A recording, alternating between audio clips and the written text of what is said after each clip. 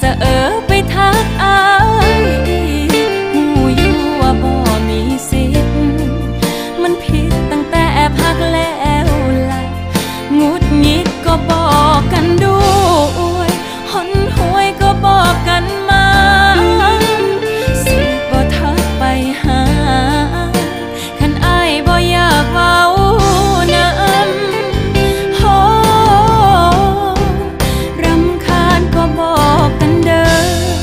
สิบ่สะเออไปทักอายหูอยู่ว่าบ่มีสิทธิ์